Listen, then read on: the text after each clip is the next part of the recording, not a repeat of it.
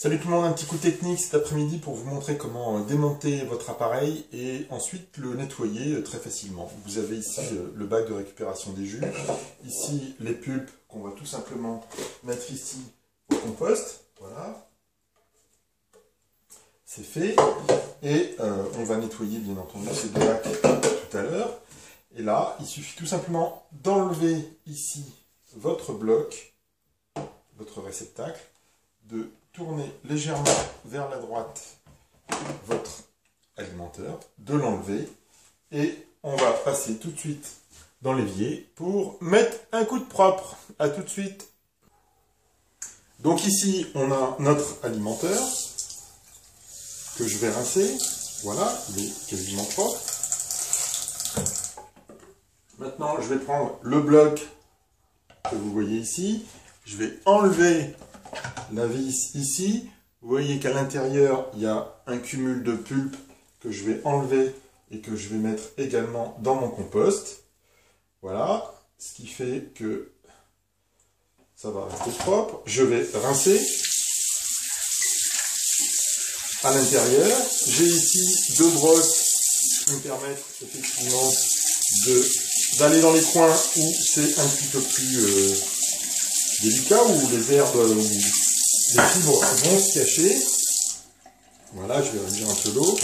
Ici, j'ai mon porte-filtre et mon filtre à fin tamis.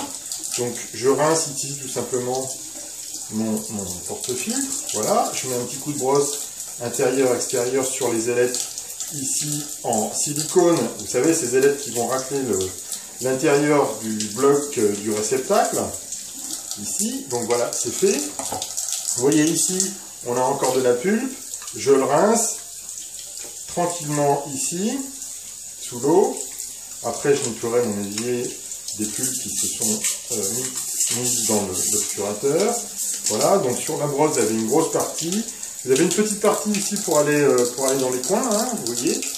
Et puis, vous pouvez aussi la retourner ici pour aller chercher les pulpes qui sont coincées dans les endroits qui sont un petit peu plus délicats quand c'est le cas.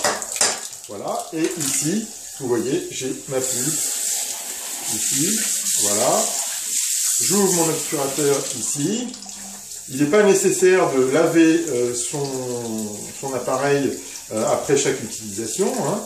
Ça sert strictement à rien, puisque vous allez pouvoir le rincer en écoulant, en mettant de l'eau à l'intérieur, tout simplement. Donc voilà, on est dedans. Donc vous voyez, je me sers du matériel pour, ici, de la petite partie, pour aller nettoyer les pulpes qui sont encrassées, qui encrassent l'obturateur. Le goupillon est très pratique aussi, ça évite qu'il y ait des résidus qui soient collés. Et on voit bien ici la petite molette qui permet de marquer le niveau de la pulpe quand on fait son jus, tout simplement ouvert ou fermé. Voilà, un petit coup ici dans le goupillon, dans la partie extraction des jus. Je mets un petit coup d'éponge juste pour que ça soit nickel. Et voilà, c'est terminé. J'ai juste à enlever mes pulpes de l'évier et à aller verser ça au compost, tout simplement. Voilà, c'était le nettoyage du Hurom extracteur de jus en quelques secondes. À tout à l'heure. Voilà, on a également rincé nos deux bacs ici. Je vous invite surtout à pas trop, si vous avez de l'eau calcaire à la maison, eh bien tout simplement l'essuyer rapidement avec un torchon sec, ce qu'on va faire immédiatement, et on va remettre en place l'appareil. Voilà, on y est, la cuve est bien sèche, le reste aussi. Vous voyez ici, précisément, on a l'obturateur, donc quand il est ouvert comme ça, eh bien, il n'y a pas de pulpe qui se mélange au jus, puisque la pulpe va sortir par ici. Et au contraire, quand il est totalement fermé comme ça, vous aurez la pulpe à l'intérieur. D'accord ? Donc, nous, on va le laisser ouvert comme ça, on va le retourner. On vérifie bien ici que le petit bouchon est fermé, sinon on va avoir le liquide qui va s'écouler. Je repositionne tout simplement ici mon... Voilà, on va faire ça comme ça. Hein, il faut bien qu'il soit en face ici. Hop là, on y arrive là. Voilà. Je le repositionne. Je prends tout simplement mon porte-filtre que j'insère ici. Je le fais tourner jusqu'à ce que j'ai un petit clic. Voilà. Je prends également mon tamis. Hein. Vous voyez, ici, on a un tamis fin. Et ici, j'ai un tamis un peu plus gros.